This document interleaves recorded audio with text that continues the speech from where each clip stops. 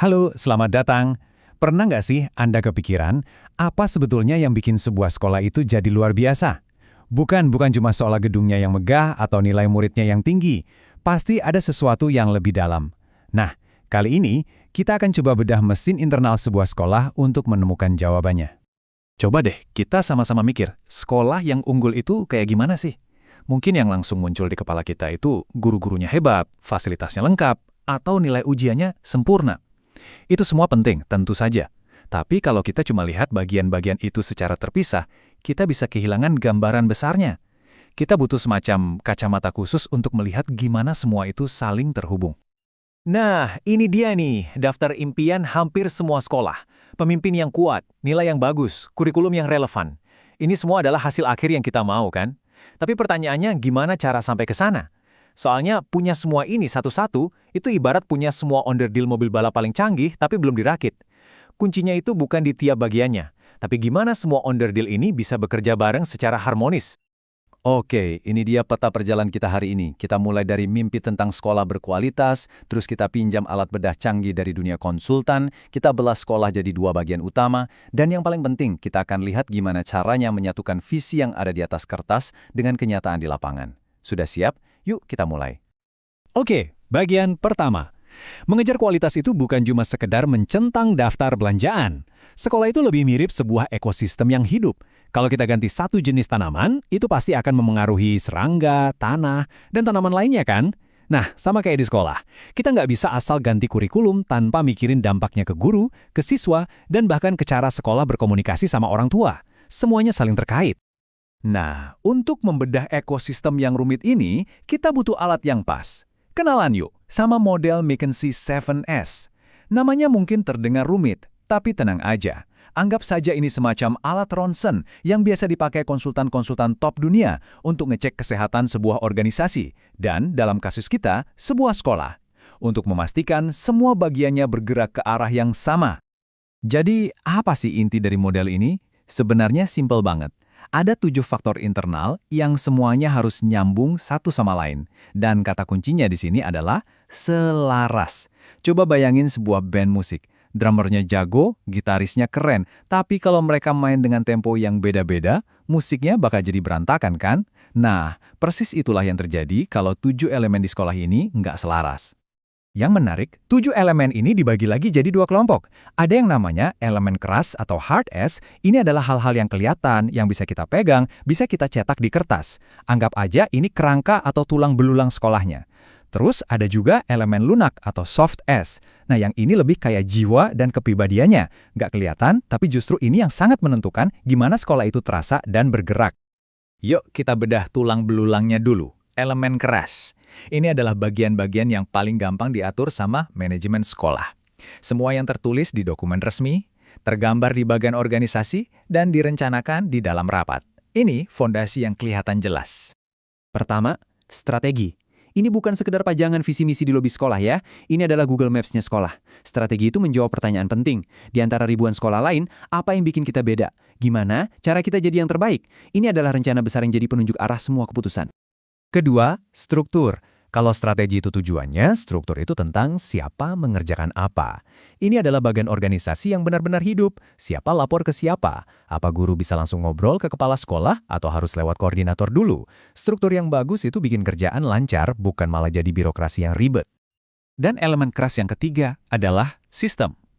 Anggap saja ini aliran darah yang bikin sekolah berjalan setiap hari. Gimana sih proses pendaftaran murid baru? Gimana cara guru input nilai? Pakai aplikasi apa untuk komunikasi sama orang tua? Sistem itu adalah semua prosedur dan rutinitas yang bikin sekolah berjalan teratur. Nggak kacau. Oke, kerangkanya udah kita bahas, sekarang kita masuk ke bagian jiwanya sekolah, elemen lunak. Ini memang lebih susah diukur, lebih nggak kelihatan, tapi sering banget justru inilah yang membedakan sekolah yang biasa-biasa aja dengan sekolah yang luar biasa. Ini semua tentang manusia dan budaya. Pertama, ada gaya kepemimpinan atau style. Ini bukan soal pidato kepala sekolah yang hebat pas upacara loh. Ini tentang apa yang mereka lakukan sehari-hari. Apakah pintu ruangannya selalu terbuka buat guru? Apakah keputusan penting diambil bareng-bareng atau sepihak dari atas? Gaya kepemimpinan ini yang menciptakan suasana di sekolah. Bisa jadi cerah dan kolaboratif, atau malah mendung dan penuh tekanan. Kedua, staff. Ini simpelnya tentang siapa aja yang ada di dalam sekolah itu. Bukan cuma lihat ijazahnya, tapi gimana sekolah merekrut, melatih, dan mempertahankan orang-orang terbaiknya. Apa guru baru langsung dilepas gitu aja? Atau ada program bimbingan? Ini soal menempatkan orang yang tepat di posisi yang tepat. Ketiga, ada keterampilan atau skills. Ini bukan cuma soal kompetensi per individu, tapi kekuatan super sekolah secara kolektif. Sekolah ini jagonya di mana sih? Apa mereka ahli dalam menangani anak berkebutuhan khusus? Atau mungkin paling top dalam pengajaran berbasis proyek? Nah, inilah keunggulan unik yang susah banget ditiru sekolah lain.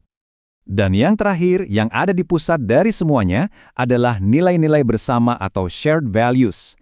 Inilah jantungnya. Inilah lem yang menyatukan keenam elemen lainnya. Ini adalah jawaban dari pertanyaan, di sekolah ini, hal apa yang paling kita yakini? Ini adalah kompas moral yang memadu tindakan semua orang, bahkan saat nggak ada atasan yang mengawasi. Inilah DNA-nya sekolah.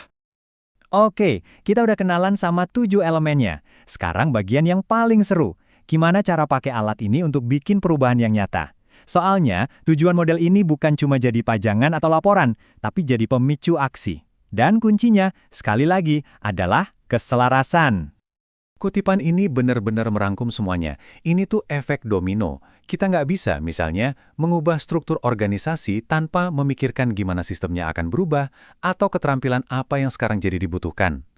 Bikin strategi baru yang super inovatif tapi ternyata bertentangan sama nilai-nilai yang sudah ada di sekolah, wah, itu resep pasti menuju kegagalan. Nah, coba lihat ini. Disinilah sihirnya model 7S ini bekerja. Ia bisa menunjukkan adanya gap atau kesenjangan, jurang pemisah antara apa yang diucapkan dan apa yang dilakukan. Di kiri kita lihat visinya. Kita menghargai kolaborasi siswa. Keren kan? Tapi lihat realitasnya di kanan, kelasnya kebanyakan masih ceramah. Atau contoh kedua, visinya mau guru berinovasi, tapi kenyataannya nggak ada anggaran buat pelatihan. Kesenjangan inilah sumber dari banyak masalah. Jadi, gimana cara pakainya? Prosesnya cuma 2 langkah, tapi dampaknya besar. Pertama, pakai 7S ini sebagai kacamata detektif untuk mencari di mana letak korsleting atau ketidakselarasan antar elemen.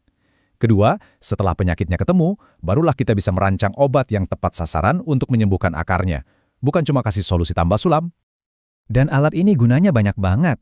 Pimpinan sekolah bisa pakai ini untuk meningkatkan kinerja, memprediksi dampak dari kebijakan baru, atau bahkan memastikan semua tim bisa kerjasama setelah ada restrukturisasi. Jadi ini bukan teori yang ngawang-ngawang, tapi ibarat kunci Inggris serbaguna yang sangat praktis untuk manajemen sekolah. Jadi, poin terpenting yang bisa kita ambil adalah ini. Punya guru-guru hebat itu bagus, punya kurikulum canggih itu keren. Tapi kalau semua bagian yang hebat itu nggak terhubung dan bekerja sebagai satu sistem yang selaras, ya sama saja seperti punya tim sepak bola yang isinya pemain bintang semua, tapi mainnya sendiri-sendiri. Potensi terbaiknya nggak akan pernah keluar. Sebagai penutup, saya mau tinggalkan satu pertanyaan untuk Anda renungkan. Coba deh lihat sekolah Anda, atau mungkin sekolah anak Anda, lewat kacamata 7S ini. Apakah strategi sekolah yang terdengar hebat itu benar-benar didukung oleh sistem sehari-harinya? Apakah nilai-nilai yang dipajang di dinding itu benar-benar tercermin dari gaya kepemimpinan para stafnya?